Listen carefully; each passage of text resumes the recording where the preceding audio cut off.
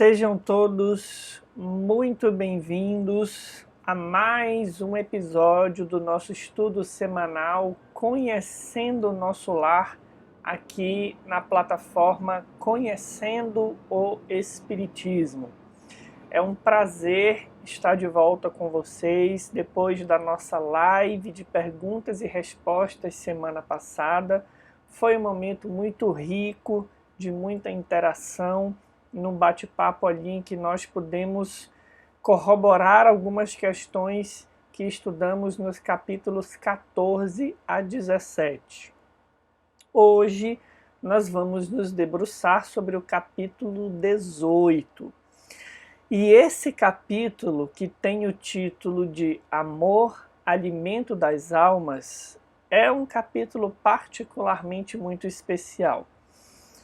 Todo estudo espírita, todo estudo, na verdade, independente da religião, que se desdobra sobre o ensinamento, o Evangelho de Jesus, ele é um estudo que fala sobre amor. Mas esse capítulo especificamente, ele vai ter como tema central a questão do amor. Daí o tema Amor, Alimento das Almas. Esse capítulo ele se passa ainda na casa de Dona Laura, que é a mãe de Lísias. André Luiz é acolhido nessa residência. Eles iniciam uma conversa, um diálogo, que retoma o tema da alimentação. Nós não vamos aqui analisar novamente essa questão, porque nós já nos debruçamos sobre ela em capítulos anteriores. Caso você não tenha podido assistir, acompanhar conosco, nós te convidamos a acessar o canal do Conhecendo o Espiritismo no YouTube, acessar lá a playlist Conhecendo o Nosso Lar e buscar lá o tema, o capítulo específico que tem inclusive no título a questão da alimentação. Por ora, nós vamos saltar esse momento inicial do diálogo e já vamos adentrar a questão, o ponto em que a Dona Laura relaciona a questão da alimentação à questão do amor propriamente dito. Então vamos lá para a gente poder desdobrar esse tema, que é um tema muito emocionante, particularmente quando estávamos aqui selecionando os textos, fazendo a relação entre essas informações, nós fomos tomados de uma profunda emoção, porque esse tema realmente toca muito fundo o nosso coração. O nosso objetivo de hoje, além, claro, de compreendermos esses aspectos teóricos, conceituais do amor, que o Espiritismo nos traz com muita propriedade e muita beleza, o nosso objetivo principal sempre é encontrarmos caminhos para vivenciarmos tudo o que nós estudamos aqui, para que a nossa prática diária possa ser impregnada daquilo que nós iluminamos a nossa mente, a nossa consciência a partir desses estudos. E que hoje, principalmente com relação à questão do amor, nós possamos encontrar meios de superar as nossas dificuldades para que possamos verdadeiramente nos nutrir desse alimento espiritual. Então a Dona Laura dá continuidade ao diálogo nos seguintes termos. Nosso irmão talvez ainda ignore que o maior sustentáculo das criaturas é justamente o amor. Vejam que essa frase ela é o alicerce de tudo que nós conversaremos aqui em seguida. O sustentáculo de todos nós é o amor. Todos os nossos adoecimentos físicos, espirituais, as nossas alegrias verdadeiras, a felicidade verdadeira, falam de um lado e de outro do quanto nós nos afastamos ou do quanto nós nos aproximamos desse sustentáculo. Como nós podemos fazer isso é o que nós vamos ver aqui em seguida. Então prossegue a Dona Laura. De quando em quando recebemos em nosso lar grandes comissões de instrutores que ministram ensinamentos relativos à nutrição espiritual. Lembrando que estamos intercalando a questão do amor com a questão da alimentação do ponto de vista espiritual. Todo o sistema de alimentação nas variadas esferas da vida tem no amor a base profunda. Nós vamos ver isso do verme aos animais, os vegetais, os homens. Todos nós nos alimentamos em tratando do orbe em que nós estamos reencarnados, desse planeta, nos alimentamos de substâncias densas. Mas o que há por trás desse processo de alimentação, o que tem na base profunda desse processo é o amor. O alimento físico, mesmo nas regiões espirituais, ou seja, mesmo aqui, a dona Laura diz, propriamente considerado é simples problema de materialidade transitória, como no caso dos veículos terrestres necessitados de colaboração da graxa e do óleo. Da metáfora aqui de que as substâncias mais densas sustentam o organismo mais denso, né? Esse corpo físico que é o nosso veículo nessa encarnação. A alma em si, considerada isolada do ponto de vista do veículo físico na encarnação, nutre-se apenas do amor, de amor. Quanto mais nos elevarmos no plano evolutivo da criação, mais extensamente conheceremos essa verdade, ou seja, quanto mais nós vamos nos tornando menos densos, quanto mais nós nos desmaterializamos, mais fluídico, mais sutil vai se tornando a base da nossa alimentação. Nós vimos isso no capítulo relativo à alimentação. Quanto mais próximo às esferas da Terra, mais parecido o sistema de alimentação é com o da Terra, ainda que nós estejamos em uma colônia espiritual. Quanto mais nós avançamos nessa jornada evolutiva, menos denso vai se tornando esse processo de alimentação. Não lhe parece que o amor divino seja o cibo do universo? Pergunta Dona Laura. Tais elucidações confortavam-me sobremaneira. Percebendo-me a satisfação íntima, Lísias interveio acentuando. E aí é a fala do Lísias agora no diálogo, né? Tudo se equilibra no amor infinito de Deus. E quanto mais evolvido ser criado, olha só, quanto mais evoluído ser, mais sutil o processo de alimentação. O verme no subsolo do planeta nutre-se essencialmente da terra. O grande animal colhe na planta os elementos de manutenção, a exemplo da criança sugando o seio materno. Avançando no processo de evolução do princípio inteligente, conforme nós vimos ali no livro dos Espíritos, o homem colhe o fruto do vegetal, transformando-o segundo a exigência do paladar que lhe é próprio e serve-se dele à mesa do lar. Nós outros, criaturas desencarnadas, necessitamos de substâncias suculentas tendentes à condição fluídica, e o processo será cada vez mais delicado à medida que se intensifique a ascensão individual, conforme já afirmamos. Não esqueçamos, todavia, a questão dos veículos, acrescentou a senhora Laura, porque no fundo, e aí sintetizando tudo isso, o verme, o animal, o homem e os espíritos desencarnados dependem absolutamente do amor. Todos nos movemos nele e sem ele não teríamos existência. Essa frase é de uma profundidade singular. Todos nos movemos no amor e sem ele não teríamos existência. É por isso que quando a alma faz movimentos infalsos e se afasta do amor, chega a infelicidade, a tristeza. Conforme ela se aproxima de Deus, da vivência das leis divinas, ou seja, do amor, ela vai conquistando mais felicidade, mais paz, mais serenidade. Mas vamos ver aqui o que nos falam o Evangelho segundo o Espiritismo e o Livro dos Espíritos sobre esse tema que está se desenrolando nesse diálogo.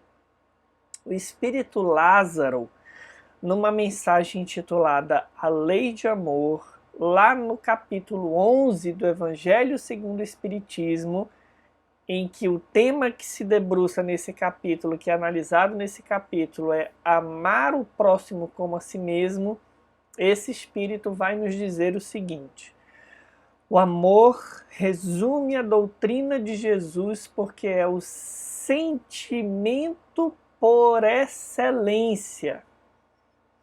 E o que são os sentimentos segundo esse Espírito está nos dizendo aqui? Os sentimentos são os instintos elevados à altura do progresso realizado.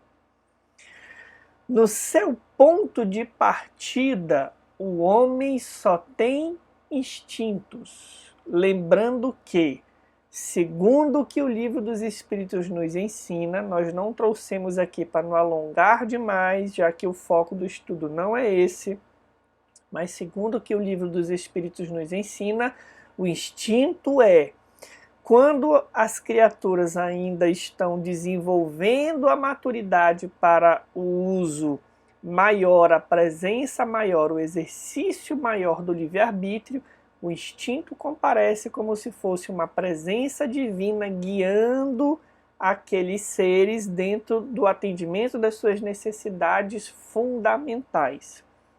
Então, no ponto de partida, mais próximos ali do nosso ponto de criação, quando estamos na condição, como dizem os espíritos, de simples ignorantes, nós temos instintos. Mais avançado e corrompido, vão aparecendo as sensações. Mais instruído e purificado tem sentimentos. E o amor é o requinte do sentimento. Então vamos lá, vamos com calma. Saídos, metaforicamente, claro, das mãos do Criador, o instinto predomina porque nós ainda não temos material cognitivo, conceitual para sermos, na maior parte do tempo, responsabilizados por muitas escolhas. O instinto prevalece. Quando nós avançamos, nós vamos descobrindo as sensações, nós vamos desenvolvendo sensações. Após as sensações, nós vamos desenvolvendo sentimentos. Isso é o progresso do espírito, se nós considerarmos, por exemplo, o desenvolvimento biológico que a ciência nos ensina. Podemos imaginar que os primeiros homens ali que surgiram no nosso orbe tinham como função básica o atendimento dos instintos, das funções elementares guiadas pelos instintos, melhor dizendo, comer, dormir, se abrigar. Quando essas necessidades vão sendo atendidas, nós vamos prestando atenção às sensações, aquilo que vai nos dando mais ou menos prazer, satisfação. Depois dessa fase, vão comparecendo os sentimentos. E o sentimento, diz ele, o sentimento, quando o homem vai se tornando mais instruído e purificado, é a tonalidade que prevalece. Dentro dessa gradação, quando a gente atinge o sentimento, o amor é esse sentimento no seu mais alto requinte. Então estamos enxergando esse processo evolutivo que todos nós fazemos É importante a gente trazer isso porque nós estamos nessa encarnação vivendo um capítulo desse processo. Então nós estamos dando vazão para as sensações ou para os sentimentos? E vivendo os sentimentos, nós estamos buscando o amor ou sentimentos de outras ordens mais egoístas? E aí, quando ele fala do amor, que é esse sentimento no seu requinte máximo, Lázaro faz questão de nos explicar que não é o amor no sentido vulgar do termo, como nós entendemos, mas esse sol interior que reúne e condensa em seu foco ardente todas as aspirações e todas as revelações sobre-humanas. É uma frase bastante filosófica, mas ela está falando de algo que interiormente movimenta o homem na direção do seu destino, porque todos nós nascemos para encontrarmos as leis divinas, vivenciarmos essas leis divinas, que são leis naturais.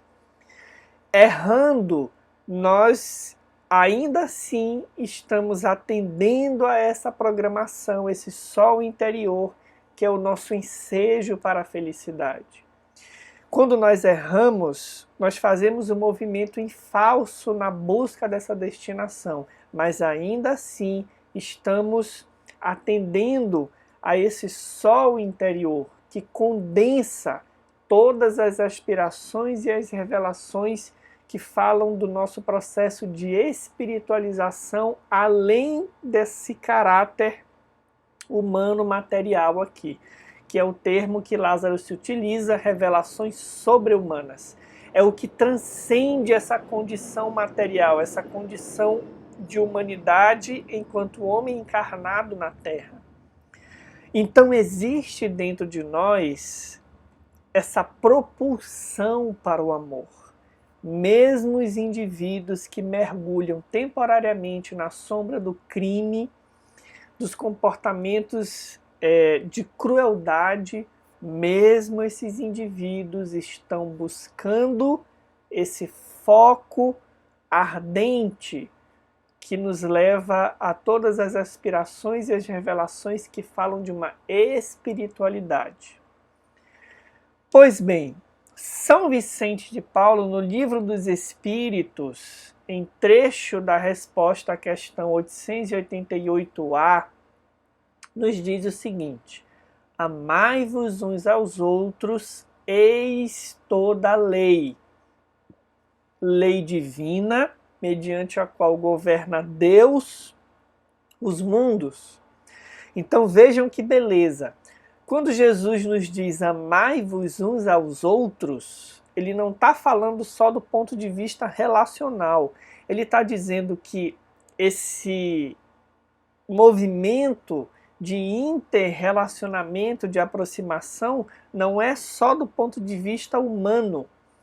É uma lei com a qual Deus governa os mundos. Porque Emmanuel vai nos dizer também, na sua análise, que nós também não trouxemos aqui para não alongar demais, mas ele vai nos ensinar que o amor, ele é mesmo essa lei que mantém os astros no movimento harmônico e através desse aspecto que causam essa atração dentro da ordenação cósmica do nosso universo, do nosso sistema solar, da nossa galáxia.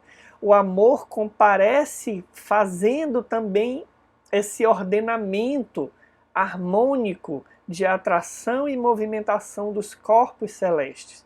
É esse mesmo amor que Jesus nos concita a vivermos entre nós, nesse movimento, nessa dança de muita beleza que quando nós vamos aprendendo a amar, nós somos capazes de fazer.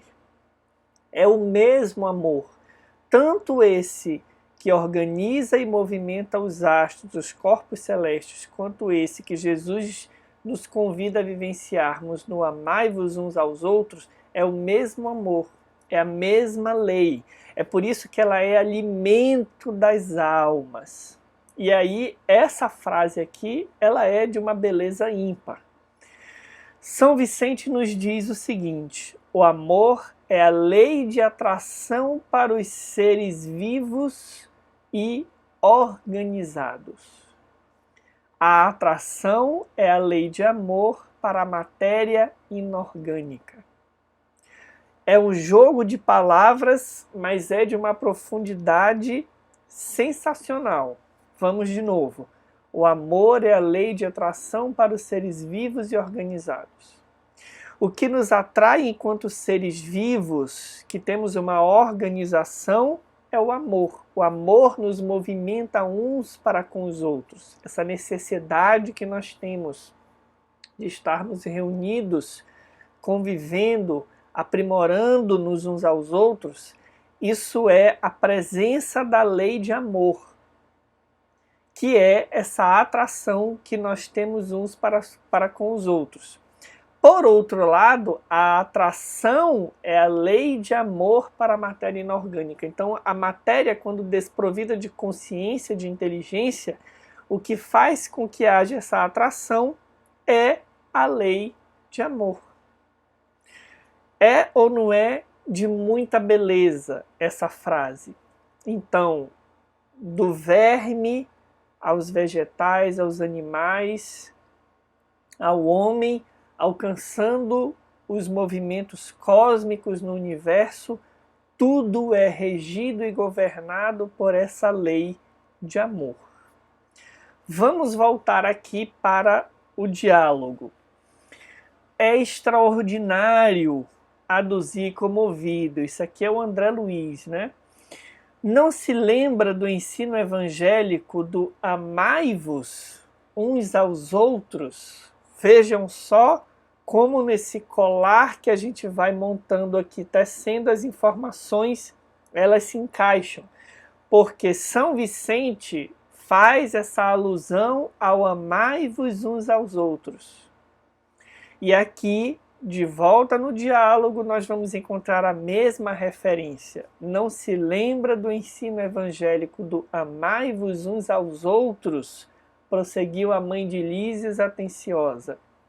Jesus não preceituou esses princípios objetivando tão somente os casos de caridade nas quais ou nos quais todos aprenderemos mais dia menos dia que a prática do bem constitui simples dever.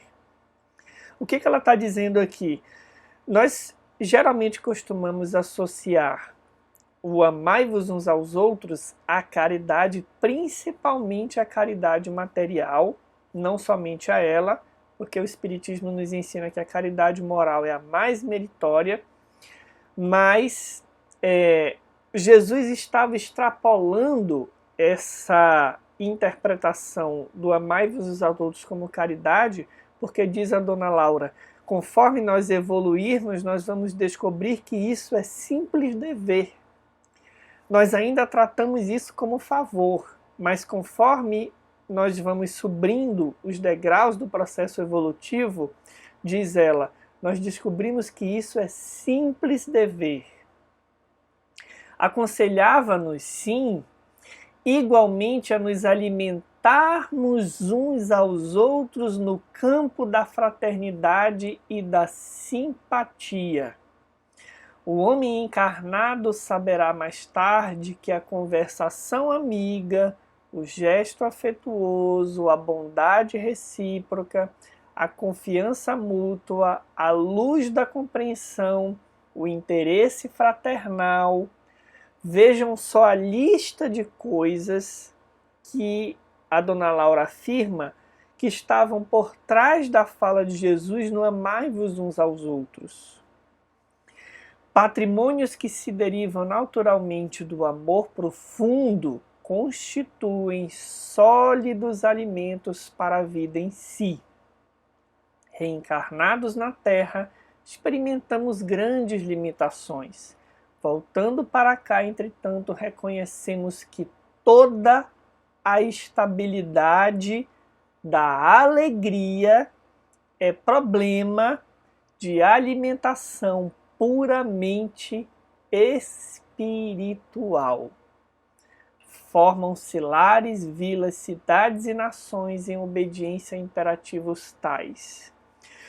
Vamos lá, que essa parte é importantíssima. Amai-vos uns aos outros, meus amigos, não é um problema de caridade, que é um simples dever. A dona Laura elenca aqui alguns aspectos que nos levam a esse processo de nutrição espiritual. Quais sejam uma conversa amiga, um gesto afetuoso, uma bondade recíproca, a confiança mútua, a luz da compreensão e o interesse fraternal. Quando nós estamos diante de alguém, por exemplo, que nos escuta, que nos dá atenção, que consegue abrir o coração para que nós possamos nos aconchegar ali temporariamente, no encontro de amigos, de família, nós estamos nos nutrindo de um ponto de vista muito superior e muito mais importante do que a nutrição que atende aos imperativos da manutenção do corpo físico. Essa sensação, ela é instintiva, porque nós buscamos aquelas almas que conseguem nos dar essa alimentação. Vou repetir, os nossos relacionamentos, eles significam para nós bases de nutrição espiritual dentro dessa compreensão de que o amor é o alimento das almas. Então, é quase instintivo o movimento que nós fazemos de procurarmos, dentro da convivência, estarmos próximos àqueles que nos alimentam e a quem nós alimentamos, porque é uma troca, nesse processo de nutrição espiritual. Eu convido vocês a imaginar, por exemplo, o que era estar diante de Jesus, o que era conviver com essa alma nesse processo de nutrição espiritual. Quando os apóstolos, ao final do dia, conforme nos relatam algumas obras, como por exemplo Boa Nova, que nós temos um estudo aqui no Conhecendo o Espiritismo, que é facilitado, coordenado pela nossa amiga Tamara Menezes, que eu indico, basta você ir lá no canal do YouTube, no Conhecendo o Espiritismo, e buscar Conhecendo a Boa Nova. Essa obra, ela vai nos trazer retratos da convivência de Jesus que revelam um ser que era profundamente portador das habilidades de alimentar aqueles do ponto de vista do amor que conviviam com eles. Jesus ouvia e compreendia os apóstolos e dava a eles o alimento espiritual dos quais eles estavam necessitados. E ao fazer isso, estava os ensinando a continuar isso quando ele precisasse retornar às regiões espirituais. O processo de soerguimento do cristianismo no mundo, da vivência desse amor, foi iniciado por Jesus na convivência com os apóstolos, que eram somente 12, e que esses 12 multiplicaram isso, e isso foi numa reação em cadeia, ganhando aí toda a dimensão que nós presenciamos hoje. Mas o que a dona Laura está nos dizendo é que a alegria que nós sentimos quando estamos próximos àqueles que nós amamos é porque nós estamos nos nutrindo espiritualmente de amor. Um amigo muito querido, que era trabalhador da Federação Espírita Brasileira, sempre dizia o seguinte: quando nós estamos reunidos em volta de uma mesa, comendo e compartilhando do sentimento de amor com seres queridos, não há como pensar que esse mundo seja de provas e expiações. Essa é uma fala de muita beleza. Quem dizia isso era Nestor Mazotti, ex-presidente da Federação Espírita Brasileira, já desencarnado. Então é com essa visão que a dona Laura está falando que nós nos alimentamos uns aos outros. Continuando aqui, André Luiz vai dizer que recordou instintivamente as teorias do sexo largamente divulgadas no mundo, mas, adivinhando-me talvez os pensamentos, a senhora Laura sentenciou: e ninguém diga que o fenômeno é simplesmente sexual. Vejam para onde foi a cabeça do André Luiz, né? Não que haja algum problema em fazer essa associação, mas a gente percebe que é uma mente ainda muito presa às manifestações físicas dentro de uma das formas possíveis de expressar esse amor. O sexo é manifestação sagrada desse amor universal e divino, mas é apenas uma expressão isolada, vejam só, do potencial infinito. Entre os casais mais espiritualizados, o carinho e a confiança, a dedicação e o entendimento mútuos permanecem muito acima da união física, reduzindo entre eles a realização transitória. A permuta magnética é o fator que estabelece ritmo necessário à manifestação da harmonia. Para que se alimente a aventura, basta a presença e às vezes apenas a compreensão. Então vamos lá, outro subtema aqui. A questão do sexo dentro desse relacionamento propriamente dito físico, ele é uma das formas de expressar esse amor. E mesmo entre os encarnados, o próprio ciclo da vida conduz, conforme a gente avança na finalização da encarnação, conforme a idade avança, os próprios hormônios vão cedendo a esse imperativo. É por isso que é muito importante no relacionamento conjugal que o que equilibre, o que mantém a relação, não seja esse imperativo. Que haja outras formas de nutrição espiritual, além dessa, que também é uma expressão dessa nutrição espiritual, mas que com o passar do tempo, com o envelhecimento do corpo físico, ela vai perdendo destaque. E aí precisam comparecer, como ela diz aqui, a presença, a compreensão.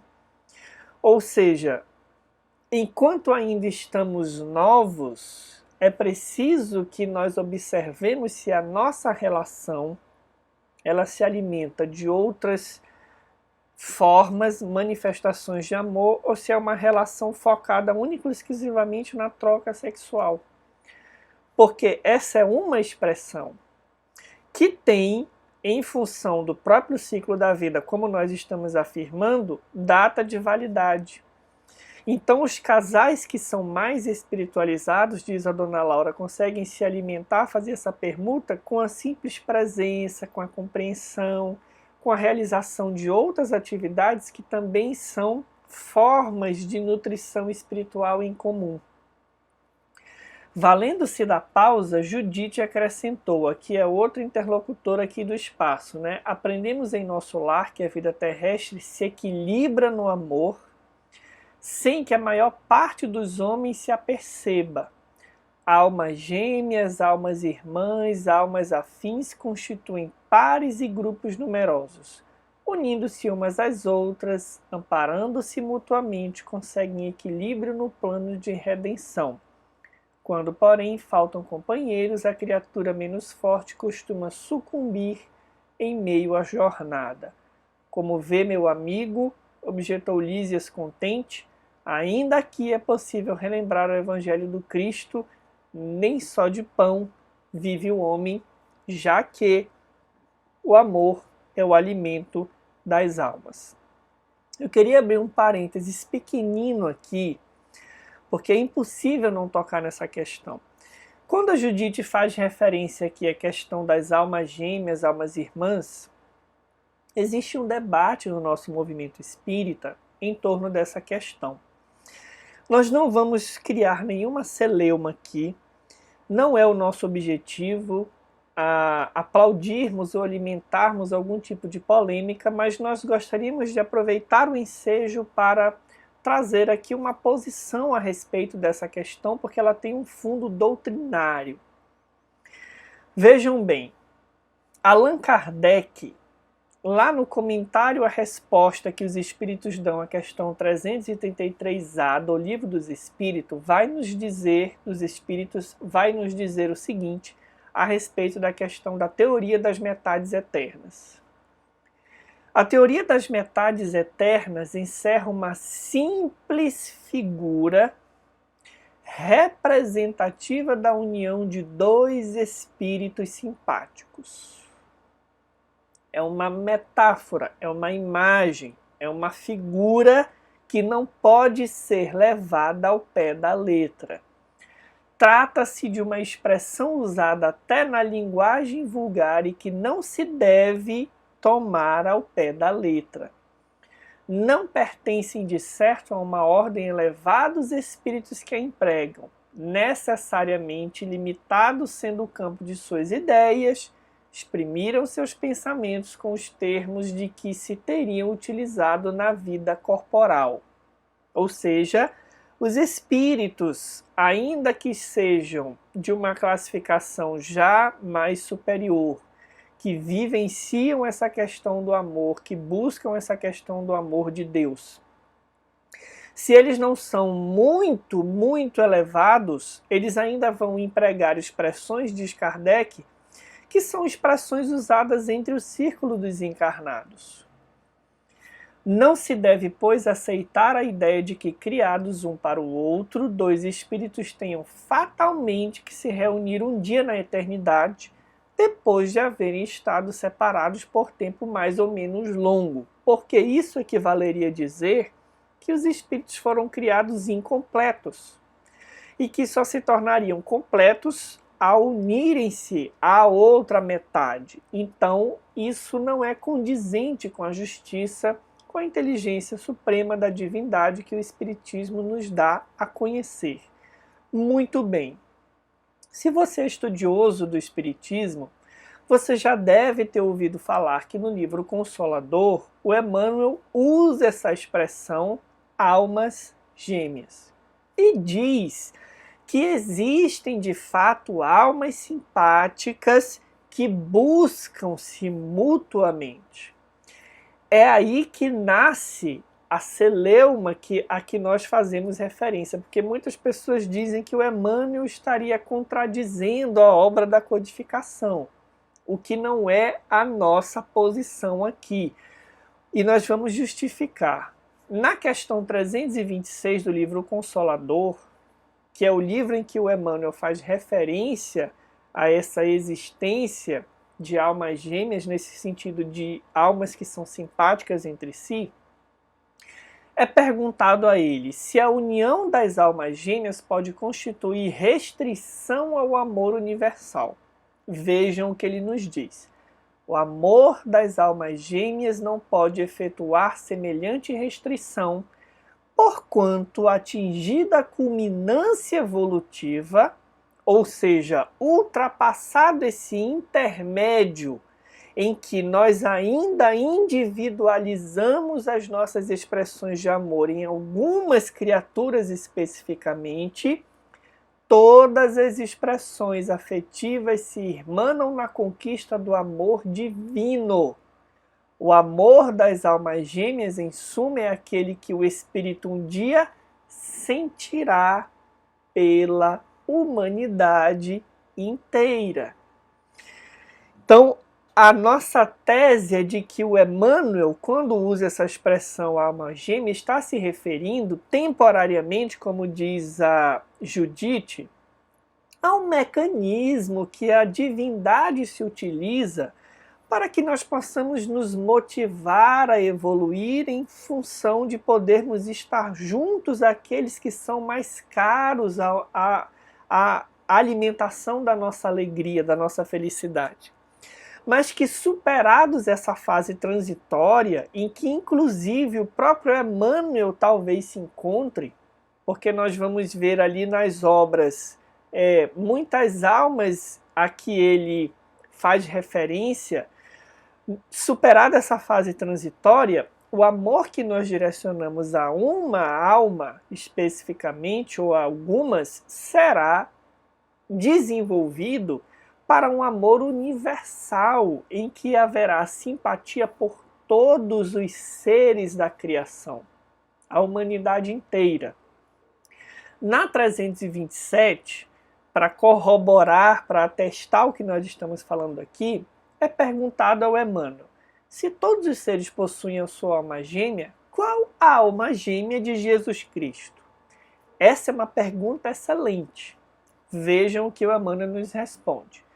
Não julguemos acertado trazer a figura do Cristo para condicionar aos meios humanos, condicioná-la, faltou um hífen ali, desculpem, aos meios humanos, num paralelismo injustificável, porquanto em Jesus temos de observar a finalidade sagrada dos gloriosos destinos do Espírito, ou seja, superada essa fase intermediária, quando nós nos tornarmos espíritos perfeitos, espíritos crísticos, não há a necessidade de direcionarmos e de nos alimentarmos especificamente de alguma alma ou de algumas nessa seleção que nós ainda fazemos.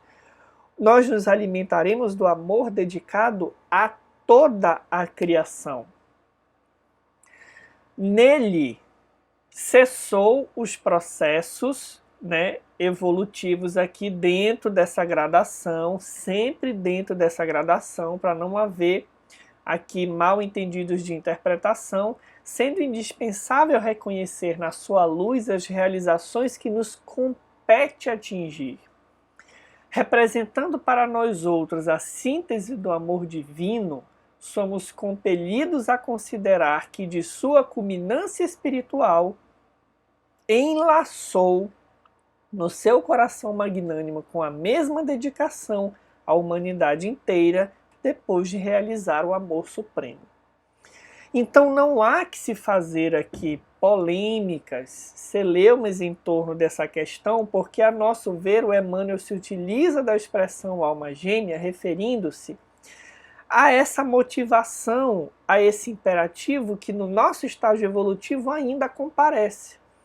Nós queremos estar próximos a corações que são mais caros aos nossos. E isso muitas vezes nos motiva, como nós vamos ver mais à frente na própria obra Nosso Lar, a fazer movimentos de retorno à carne para auxiliar aqueles que nós amamos, como vimos a mãe de André Luiz afirmar que fará pelo marido, por exemplo, e pelas duas companheiras que ele elegeu ali temporariamente. Então, superados esses estágios intermediários, o amor que se direciona à alma gêmea, como o próprio Emmanuel explica, será expandido para toda a humanidade, para toda a criação. Então não há mal-entendido, não há contradição com a obra da codificação. É apenas uma questão de bom senso, a nosso ver, dentro daquilo que Emmanuel está nos apresentando. Fechado esse parêntese, que era apenas um parêntese, vamos agora nos encaminhar para entendermos aqui a vivência, como podemos nos alimentar e alimentar aqueles que nós amamos desse amor. Na obra Pensamento e Vida, que é uma obra belíssima, no último capítulo, intitulado Amor, Emmanuel nos diz assim: eis porque Jesus, o modelo divino, enviado por ele à terra para clarear-nos na senda, em cada passo de seu ministério tomou o amor ao Pai por inspiração de toda a vida. Ou seja, Jesus se inspirou no amor a Deus para amar a todos nós no nível potencializado que nós podemos presenciar na sua jornada pela Terra. Em cada passo, nós já lemos aqui, de seu ministério, tomou o amor ao Pai por inspiração de toda a vida, amando sem a preocupação de ser amado e auxiliando sem qualquer ideia de recompensa. Descendo à esfera dos homens por amor, humilhando-se por amor, ajudando e sofrendo por amor, passa no mundo de sentimento erguido ao Pai excelso, refletindo-lhe a vontade sábia e misericordiosa. E, para que a vida e o pensamento de todos nós lhe retratem as pegadas de luz, legou-nos em nome de Deus a sua fórmula inesquecível: amai-vos uns aos outros como eu vos amei. O mandamento é amar a Deus sobre todas as coisas e ao próximo como a nós mesmos. Esse triângulo, Deus, eu e o próximo, é o equilíbrio da vivência do amor. Então, Emmanuel está nos dizendo aqui que Jesus bebe na fonte do amor supremo. E quando nós estamos trazendo essa imagem de beber na fonte do amor supremo, não imaginem somente Jesus orando para se alimentar do amor divino. Imaginem que Jesus é o Espírito que conseguiu amar conforme os padrões do amor divino. Vou explicar. Talvez o maior exemplo, a maior manifestação que nós tenhamos do amor de Deus a nosso respeito é a possibilidade de que, em nos criando, Ele nos conferiu de, inclusive, elegermos caminhos que nos afastem do seu próprio amor. Muitos indivíduos, apesar de serem criados por Deus, negam a existência de Deus, com a permissão dele, porque o livre-arbítrio é a maior manifestação do amor de Deus a nosso ver. Se nós fôssemos criar um ser, talvez a gente condicionasse que ele fosse igual a nós, que ele pensasse igual a nós, que ele obedecesse a todas as nossas vontades. Deus, ao nos criar, possibilitou que cada indivíduo faça a sua própria jornada particular. E nesse intermédio de jornada, apesar da destinação, da fatalidade da felicidade ser irrevogável, existe a possibilidade de nós negarmos a Deus, nos afastarmos das suas leis. Vejam que expressão fantástica de amor. Ainda assim, quando nós escolhemos caminhos que nos afastam da divindade, ele permanece respeitando a nossa escolha, mas de mãos estendidas para nos acolher ao menor sinal de arrependimento. Então, o que Emmanuel está nos dizendo é que esse amor que se doa inteiro, que se dá inteiro, que é perfeito equilíbrio, respeito, sem egoísmo, sem orgulho, deixando que cada um responda pelas suas escolhas, mas comparecendo sempre para erguer o ser que avança na evolução espiritual, esse amor é o amor que Jesus consegue já viver.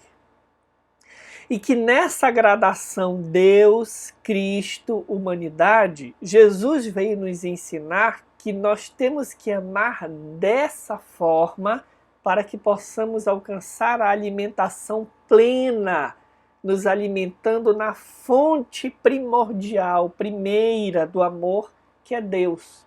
Ou seja, nós temos que nos amar como Jesus nos amou, porque Jesus nos ama como Deus nos ama. Vejam que maravilha esse encadeamento.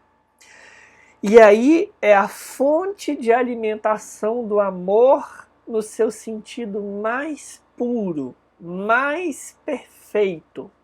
E aí você se pergunta, Marcelo, como eu faço para conseguir amar dessa forma, já que isso representa para nós outros a fonte suprema do alimento máximo que nos traz felicidade, equilíbrio e harmonia?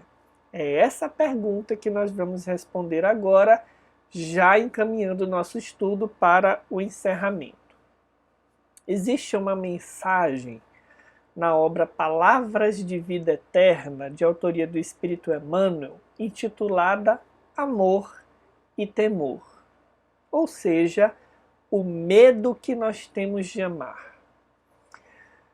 Emmanuel faz esse estudo comentando lá um trecho que está em 1 João, capítulo 4, versículo 18, em que se lê: o perfeito amor lança fora o temor. Ou seja, o perfeito amor elimina o medo de amar e ser amado. Emmanuel diz assim: para que nossa alma se expanda sem receio, através das realizações que o Senhor nos confia, de novo, para que nossa alma se expanda sem receio através das realizações que o Senhor nos confia, ou seja, para que nossa alma encontre equilíbrio, harmonia, nesse processo evolutivo que todos nós fazemos, que todos nós estamos matriculados, para que não haja receio, para que não haja recalcitramento da nossa parte, não basta o imperfeito amor que estipula salários de gratidão ou que se isola na estufa do carinho particular, reclamando entendimento alheio. Ou seja, para que possamos eliminar o medo de amarmos e sermos amados, é necessário primeiro que a gente elimine essa condição dos salários de gratidão que os outros devam reconhecer diante da nossa doação de amor, nessa visão muito particularista do amor, e que nós também eliminemos a exigência de entendimento alheio diante de quem nós somos e da condição em que nós estamos. O que Emmanuel está nos dizendo é que é isso que gera o receio de nos alimentarmos desse amor, de amarmos como Deus nos ama, porque Deus não estipula salários de gratidão nem reclama o nosso entendimento alheio para aquilo que Ele faz em nosso favor.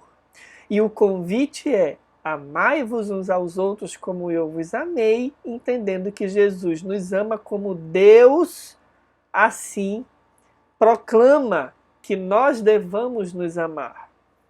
É necessário, prossegue Emmanuel, rendamos culto ao perfeito amor que tudo ilumina e a todos se estende sem distinção. Rendamos culto. É preciso que a gente reconheça que esse amor é o único verdadeiro. É o único que vai nos livrar desse medo, dessa tensão que nós estabelecemos nos nossos relacionamentos e que nos impedem de nos alimentarmos do amor verdadeiro, conforme nós estamos aprendendo aqui. O imperfeito amor, procurando o gozo próprio no concurso dos outros, vamos com calma que isso aqui é de uma profundidade impressionante. O amor imperfeito ama a si mesmo nos outros, ou seja, busca a si mesmo nos outros, se projeta nos outros. Esse é um movimento egoísta, é por isso que é o imperfeito amor. O amor, de novo, o amor imperfeito, ele procura o gozo próprio no concurso dos outros. Os outros têm que atender aos meus ensejos, aos meus interesses. É quase sempre o egoísmo em disfarce brilhante, buscando a si mesmo nas almas afins para atormentá-las sob múltiplas formas de temor. O amor imperfeito, quando ele se expressa, ele causa essa manifestação do temor, que o Emmanuel vai dar nomes: ciúme, crueldade, desespero, acabando ele próprio no inferno da amargura, desculpem, e da frustração. Então vamos imaginar os nossos relacionamentos conjugais, parentais, de filhos, de amigos, profissionais. Todas as vezes que nós somos tomados por ciúme, crueldade, desespero, angústia nos nossos relacionamentos, significa dizer que nós estamos ainda vivenciando esse amor imperfeito, que nós nos buscamos no outro, não buscamos ao outro para nos alimentarmos mutuamente. A gente ainda quer ter o reconhecimento das nossas necessidades no outro. É um amor autofocado, autocentrado, é um amor egoísta. É interessante que o benfeitor nos dá sintomas que todos nós, aqui é importante dizer, pelo amor de Deus, nós estamos encarnados nesse planeta, a não ser que haja um espírito crístico encarnado entre nós, todos nós ainda vivemos em maior ou menor grau esse amor imperfeito. Porque todos nós, em algum momento, sentimos ciúme, alguns outros mais, outros menos crueldade, muitos de nós desespero, angústia nos nossos relacionamentos. É porque o nosso processo de nutrição espiritual ainda está abalado por esse desequilíbrio do amor egoísta, do amor autofocado. E isso compromete a nossa capacidade de nos nutrirmos espiritualmente. Porque na matemática divina, quanto mais eu dou, mais eu tenho. Não é quanto mais eu dou, menos eu tenho.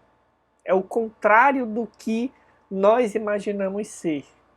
Em contraposição a esse amor, nos diz o Emmanuel, o perfeito amor, contudo, compreende que o Pai Celeste traçou caminhos infinitos para a evolução e aprimoramento das almas, ou seja, você e eu não somos a régua, o parâmetro de felicidade para condicionar o comportamento dos outros, os caminhos são infinitos, que a felicidade não é a mesma ainda para todos, cada um busca na jornada que elege caminhos para alcançar essa felicidade, e que amar significa entender e ajudar a abençoar e sustentar sempre os corações queridos no degrau de luta em que lhes é próprio.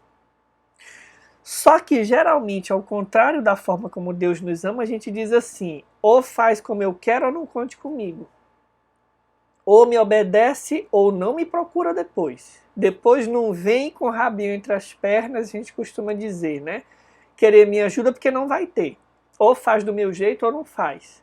Esse é o imperfeito amor, com o qual nós, obedecendo talvez inconscientemente o imperativo da nutrição espiritual, fazemos o movimento em falso de buscarmos essa alimentação. Mas esse amor sempre vai gerar ciúme, crueldade, desespero e, no final das contas, frustração.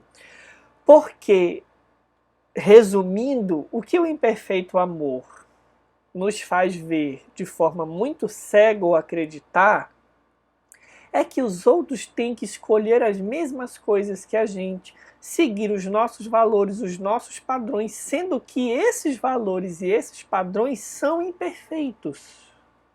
Estamos compreendendo por que gera temor? Por que nós vivemos com medo de perder os outros, de que a escolha dos outros não nos agrade, de que a escolha dos outros nos traga sofrimento? Muitas vezes a gente diz assim, eu faço isso por amor, e não é. É o imperfeito amor.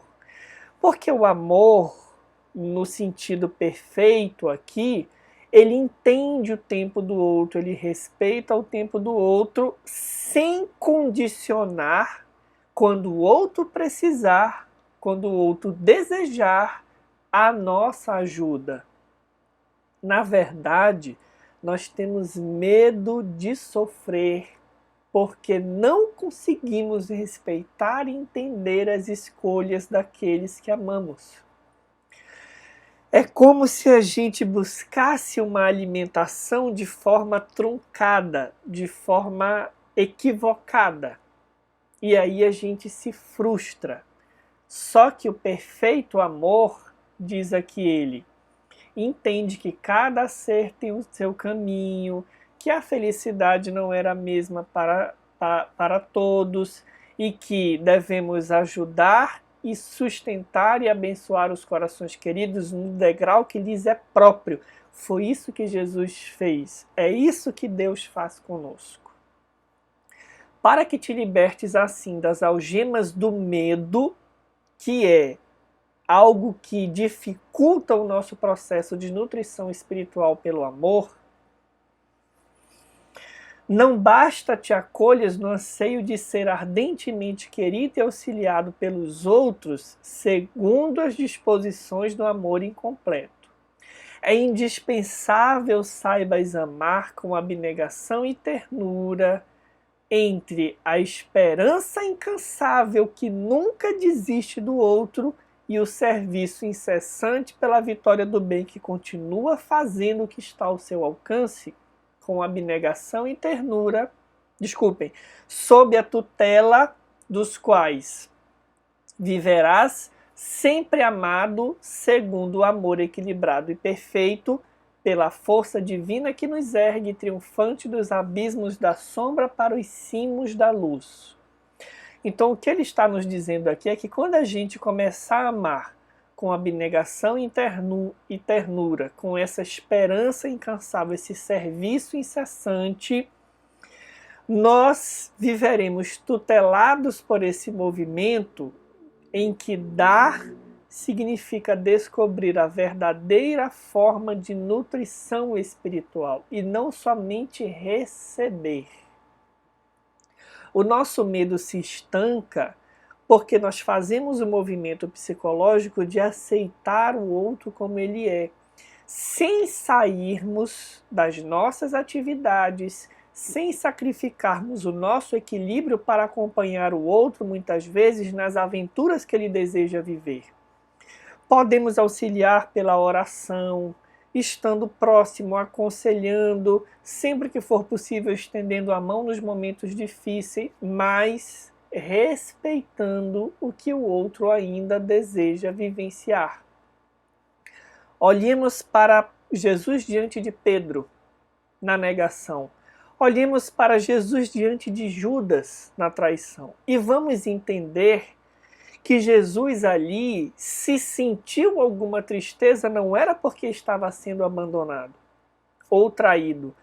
Era de ver os companheiros que ele tinha elegido para sustentar o processo de evangelização do mundo fazendo movimentos em falso.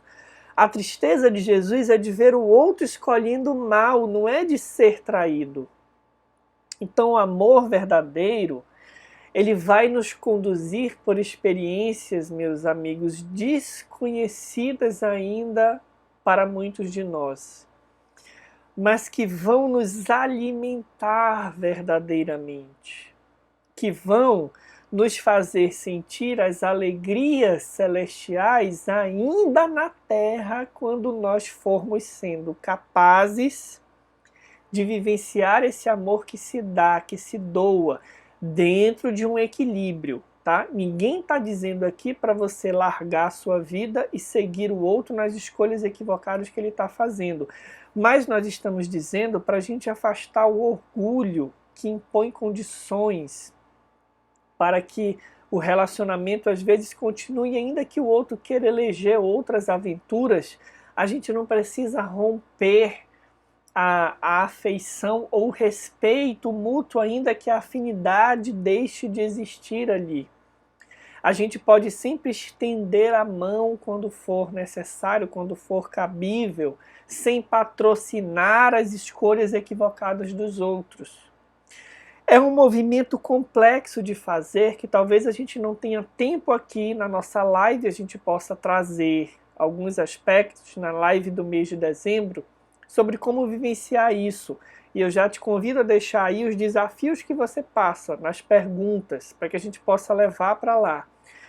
Mas esse perfeito amor, Ele nos conduz para essa vivência, então, da verdadeira nutrição espiritual.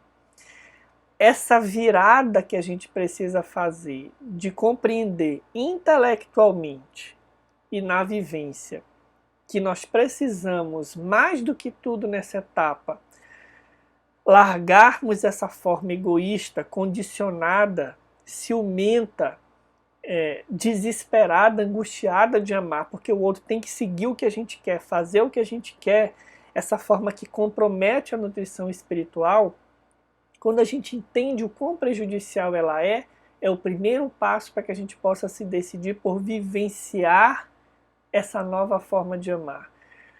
Que talvez nos traga algumas lágrimas, mas não porque o amor em si traga sofrimento, é porque a gente vai estar destruindo o orgulho e o egoísmo que a gente alimentou talvez em muitas encarnações, em dezenas de encarnações.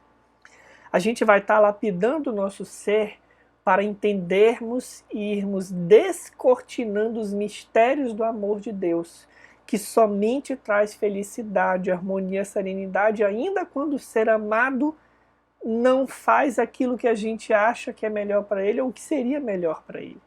Eu sei que é desafiador, mas é esse alimento das almas que Deus nos oferece.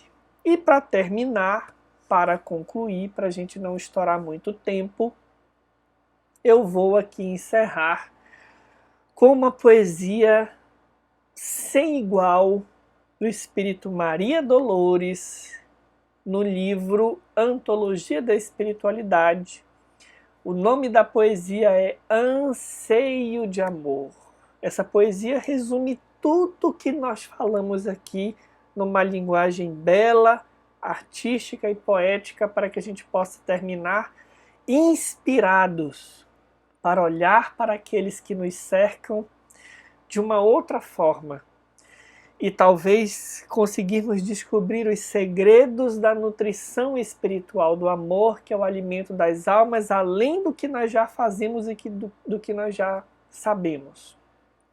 Relata assim Maria Dolores: quando me vi depois da morte, em sublime transporte, e reclamei contra a fogueira que me havia calcinado a vida inteira pela sede de amor, quando aleguei que fora em toda a estrada folha ao vento, andorinha esmagada, sob o trator ao sofrimento, quando exaltei a minha dor, mágoa de quem amara sempre em vão, farta de incompreensão, alguém chegou junto de mim e disse assim: Maria Dolores, você que vem do mundo e se diz tão cansada e infeliz, que notícias me dá do vale fundo de provação, onde a criatura de tanto padecer não consegue saber se sofre ou não? Você que diz trazer o seio morto, que me pode falar dos meninos sem pão e sem conforto, das mulheres sem lar, dos enfermos sozinhos, que a febre e a fome esmagam nos caminhos, sem sequer um lençol ou a bênção de uma prece, dando graças a Deus quando a morte aparece?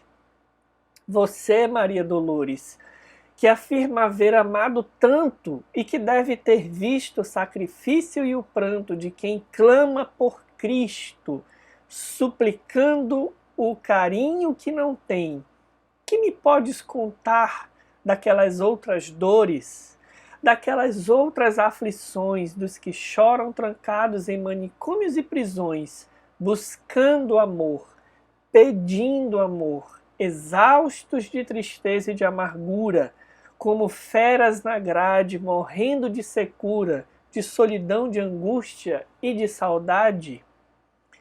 Bem-querer, ai de mim que nada pude responder. Que tortura, meu Deus, a verdade no além. Calei-me envergonhada, eu, que apenas quisera ser amada, não amara a ninguém. Então, é com essa poesia que nós encerramos esse capítulo sublime que fala de amor, alimento das almas. Convidando você, eu convido a mim mesmo a ressignificarmos o nosso olhar para as relações que nós estabelecemos, as mais próximas, que são as mais desafiadoras, nos perguntarmos se estamos escravizando os outros ou se estamos aprendendo a nos alimentar mutuamente nessa leveza da alma que ama sem medo porque respeita o outro, sem condicionar o auxílio, mas sem escravizar a si mesmo, seguindo o ser amado nas aventuras que ele elege ter ainda. Esse equilíbrio, ele é desafiador, mas ele é a chave para que nós nos alimentemos do amor puro, nessa nutrição espiritual sublime e superior do amor que é alimento das almas.